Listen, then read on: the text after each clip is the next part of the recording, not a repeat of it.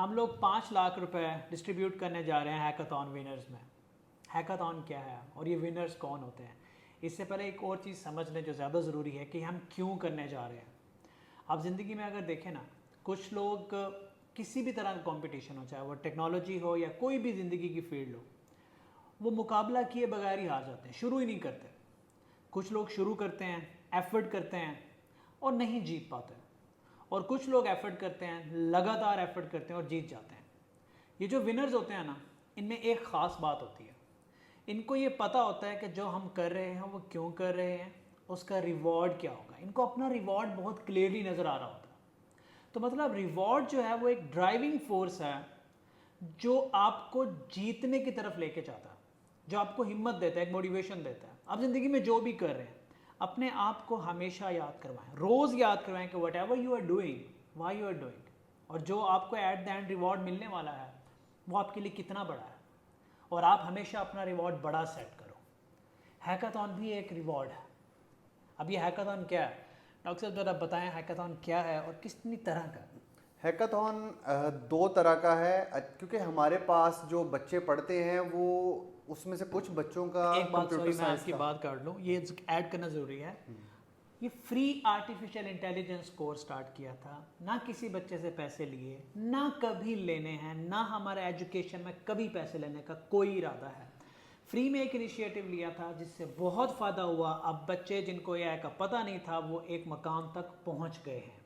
अब जब वो वहाँ पहुंच गए हैं तो उनके लिए एक अवार्ड डिस्ट्रीब्यूट कराया गया। डॉक्टर साहब आप बताएं, क्योंकि फ्री ना कहते तो लोग कहते हैं आज जी आप कोर्स बेच रहे हैं। हाँ, नहीं ये बिल्कुल सही बात है। जब हमने ये स्टार्ट किया था तो हमारा ख्याल था कि इसमें सिर्फ प्रोफेशनल्स आएंगे, लेकिन टाइम के साथ साथ हमने देखा कि हमारे जो बच्चे या बच्चियां जो हैं उसमें मैट्रिक वाले भी हैं, एफएससी वाले भी हैं, हाउस वाइफ्स भी हैं, और बच्चे संभालने वाली ख़वातीन भी हैं, उसमें मदरसे के बच्चे भी हैं। तो हमारी जो ऑडियंस थी वो बहुत डाइवर्स हो गई, और उसमें से कुछ लोगों का कंप्यूटर साइंस का बैकग्राउंड नहीं था। तो ऐसे लोगों के लिए ये बड़ा हम समझते थे कि ये ज़्यादती होगी कि अगर हम डायरेक्ट कोई कोडिंग जो है वो ले जाएं, क्योंकि उस केस में ये बच्चे जो हैं ये डिसएडवांटेज पे होते हैं। तो इसलिए फिर हमने दो डिफरेंट एस्पेक्ट्स जो हैं हैकाथॉन में रखे हैं। एक जो है वो स्पेसिफिकली उन लोगों के लिए डिज़ाइन किया है जिनका कंप्यूटर साइंस का बैकग्राउंड नहीं है, लेकिन उन्होंने इन 33 होप टू स्किल के लेक्चर में एफर्ट पुट किया है, इसको अंडरस्टैंड किया है, इसकी असाइनमेंट्स की हैं। तो हम उनको उनके जो कॉन्सेप्ट्स है वो हम जो है टेस्ट करेंगे ग्रेजुअली, और एक फ़नल की सूरत में हम देखेंगे कि जो बेहतर से बेहतर परफॉर्म करने वाले बच्चे हैं उनको हम आइडेंटिफाई कर सकें और उनको हम रिवॉर्ड कर सकें। सो ये पहला एस्पेक्ट है हमारी हैकाथॉन का। जो दूसरा हमारी एस्पेक्ट है हैकाथॉन का वो है कोडिंग के पर्सपेक्टिव से, और ये स्पेसिफिकली उन लोगों के लिए टारगेटेड है जिनका कंप्यूटर साइंस का बैकग्राउंड है, और जो कंप्यूटर साइंस में जिन्होंने प्रॉपर या तो डिग्री ली है या उन्होंने डेवलपमेंट की है। तो इसमें हम डेवलपमेंट की तरफ लेके जाएंगे और उनकी डेवलपमेंट की स्किल्स को जज करना तो एक स्ट्रॉन्ग वर्ड है, हम देखेंगे कि कैसे वो अपनी स्किल्स को इम्प्रूव करते हैं। क्योंकि मेरा ख्याल है कि जब तक आप किसी टेस्ट में नहीं ना जाते, जब तक आप किसी ऐसी सिचुएशन में अपने आप को नहीं डालते कि जहां बहुत सारा कंपटीशन हो, उस वक्त तक आपके अंदर से ना आपकी स्किल्स सही तरह निकल के नहीं आती, आप एफर्ट नहीं पुट करते। सो ये दूसरी डायमेंशन जो है वो कोडिंग की होगी। तो यानी कि दो डायमेंशन है, एक थ्योरेटिकल एमसीक्यूज जो एक नॉन कंप्यूटर साइंस बैकग्राउंड के लोगों के लिए है, और एक कोडिंग और हैकाथॉन जो कि कंप्यूटर साइंस के बैकग्राउंड के लोगों के लिए है। और जो इम्पोर्टेंट बात आप लोगों को समझने की है, ये जो रिवॉर्ड रखा जा रहा है ये स्टार्ट है, ये इससे कई गुना ज़्यादा भी हो सकता है, और ये हमारी जेब से नहीं जा रहा। इसका क्रेडिट आप हमें मत दीजिएगा, इसका क्रेडिट उन अशखास को दीजिएगा जो पाकिस्तान से बाहर बैठे हैं और पाकिस्तान की मोहब्बत में ये आप लोगों तक पहुंचा रहे हैं। उन्होंने हमारा काम देखा, उनको अच्छा लगा, उन्होंने हैकाथॉन का आइडिया सुना, तो उन्होंने रिक्वेस्ट की कि ये रिवॉर्ड आप हमारी जेब से जाने दें। मैंने किसी से कभी कोई डोनेशन नहीं मांगी, बस कुछ लोगों ने दिल से किया और उन्होंने रिक्वेस्ट की, लिटरली उन्होंने रिक्वेस्ट की, और ये भी कहा कि हमारा नाम अनाउंस ना कीजिएगा, लेकिन ये हमारी जेब से जाने दें।